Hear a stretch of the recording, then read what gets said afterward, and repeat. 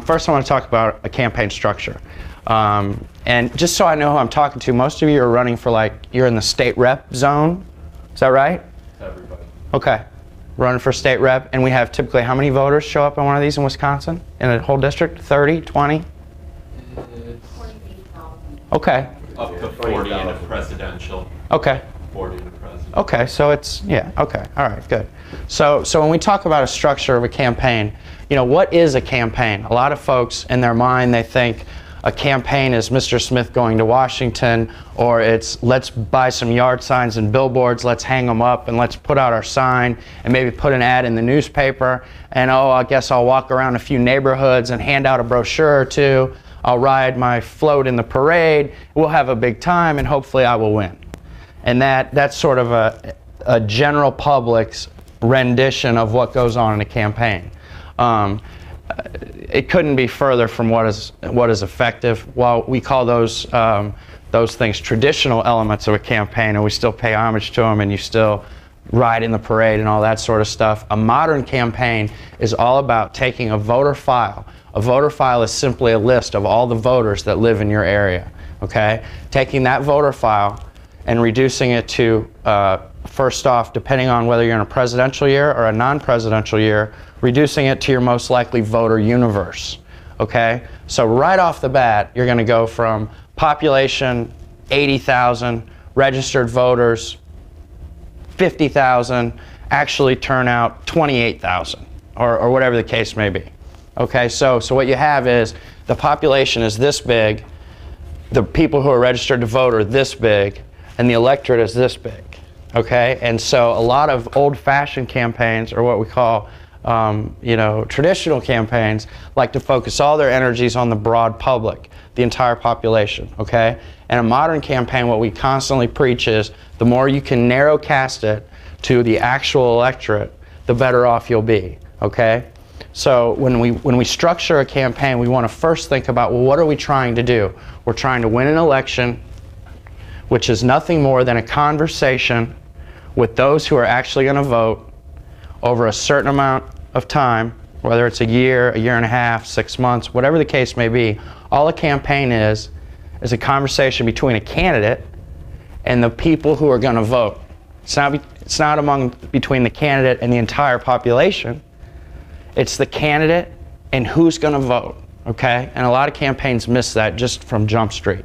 So if we understand that as we think about all the other modern techniques that you should employ in a political campaign, the first most important thing to know is that there may be 90,000 people living in your district, but only 28,000 of them are going to vote. And to break that down further, let's say in a typical district in America, in a swing-ish area like you all live here, if there's 30,000 people going to vote, 10,000 of them are voting for the Republican pretty much no matter what.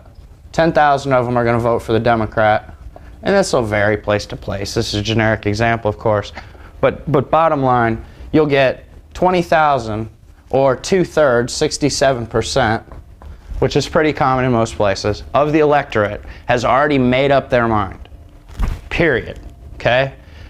Steve's running, he's got a D behind his name, I'm voting for him, I'm a political consultant, I do this for a living, I fundamentally believe Democrats have a better handle on government than Republicans, and I generally vote for all Democrats unless something weird happens or unless they do something really outside the ordinary to make me not want to vote for them, okay? So I'm pretty much a strict party line voter, and in my 30,000 turnout, 10,000 of those folks are going to be just like me, okay? And then there's 10,000 on the other side. They're bankers, they own manufacturing companies, they're managers, they're accountants, they're insurance agents, et cetera, and they think that the worst thing, I'm sure one of you all are in here who has one of those. You guys look like some insurance guys right there. Am I right? I figured. But anyway, we all have to have a job. I'm just kidding. My family's in insurance. So anyway. But nonetheless, just to draw broad circles around people, those are your kind of typical Republicans, if you will. And 10,000 of those, in our example here, are going to vote Republican no matter what. Doesn't matter who's running. George Bush could be running and they're going to vote for him. It's kind of fun to say that, given that I live in Texas, you know. Here in Green Bay, I love it. So anyway, what's that? Is it your idiot that's missing? Yes, exactly, exactly. So what do we have? So we have So back to the point here, we have 10,000 people who are what we call our swing voters, our independents, whatever you want to call them. The Time magazine, the fancy media likes to call them the soccer moms, and the new one is the NASCAR dads, and all these silly phrases. Reagan Democrats, they used to be called, whatever you want to call them. It's these 10,000 people who make their decision based on the candidate, based on an issue or two, but mostly based on the conversation that candidate, again, campaign is a conversation between the candidate and the voters. That conversation is really directed at these 10,000 people that we identify off our voter file. And that's who we're having a campaign for the entire electorate, don't get me wrong. But what's most important in a campaign is to focus on these 10,000 swing. And I've been in lots of Democratic campaigns, excuse me, where I'll sit in a meeting and they'll say, well, first thing we got to do is we got to get out, no offense to you, we got to get out to all the party committee events and all the chicken dinners and rile up the troops. That's true to a certain extent, that you want to get volunteers and contributors, but let's remember, those folks are already voting for you, all right? And then I hear a lot of folks say, and then this is another famous one, well, I'm going to go down into these Republican neighborhoods and I'm going to knock every door and I'm going to convert those people. Look, they will stand there and debate and chatter with you for 30 minutes about nonsense, and they'll say thank you and they'll shut the door and they'll go back in and get back to their scotch or whatever, and trust me, on election day, they're going to vote for the Republican. That's just how it works, okay? So really a campaign is a conversation. Again, who are these 10,000 people who are actually going to make a difference?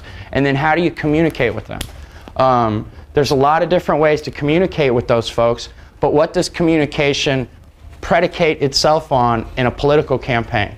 Or if you're a bowling alley and you want to have new business and have a conversation with more people, what do you got to do? Anyone? Got to have money. Okay? So you've heard that phrase, money is the mother's milk of all politics. It's pretty true. When I started in this business in 1992, it was 100% true. It's less and less true every year I work in this business because of the internet. And I'll get back to that later about how that affects races of your size.